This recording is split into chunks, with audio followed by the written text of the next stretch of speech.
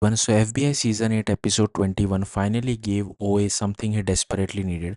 A boss who doesn't trust him, and honestly it works brilliantly for the episode.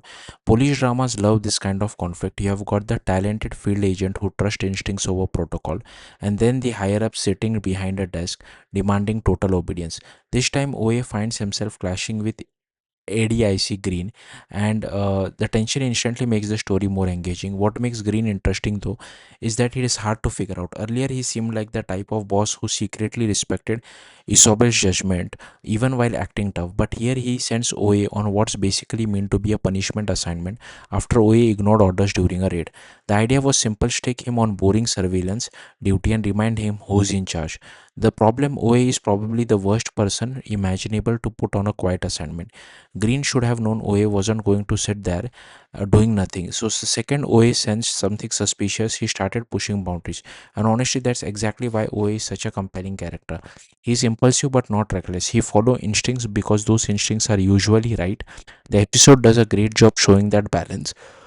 OA secretly bugs June's bathroom, nearly gets caught, and somehow still manages to stay one step ahead.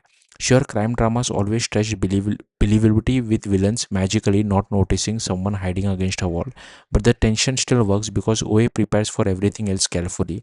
He already had backup plans in place and made sure the legal side was covered before taking action, and naturally his instincts pay off. That's what makes Green reaction frustrating. Instead of appreciating the breakthrough, he stays angry because OA didn't follow orders.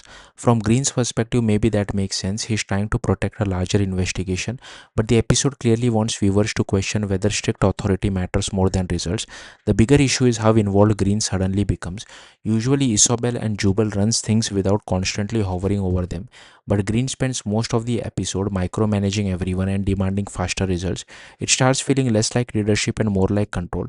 At the same time, the episode quietly shifts into something more personal with OA and Zara. Now, FBI isn't the kind of show that dives headfirst into romance, but the chemistry here is impossible to ignore, and surprisingly, it works far better than some of the show's past relationship attempts. OA and Zara click because she understands him immediately. She sees right through his "I am just doing my job" attitude and recognizes that part of his behavior comes from boredom and restlessness. She calls him out in a way. Uh, that's genuinely funny, but she also supports him completely once he commits to a plan. That partnership dynamic is what really sells them together. Zara watches his back during the mission, helps cover for him, and ultimately risks her own career to protect him afterward.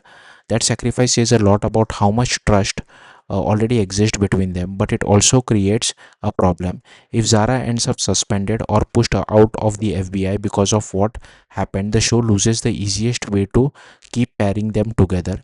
That could either shut down the romance completely or force the writers to find a more creative direction for their relationship. Either way, FBI Season 8 Episode 21 succeeds because it pushes OA into uncomfortable territory.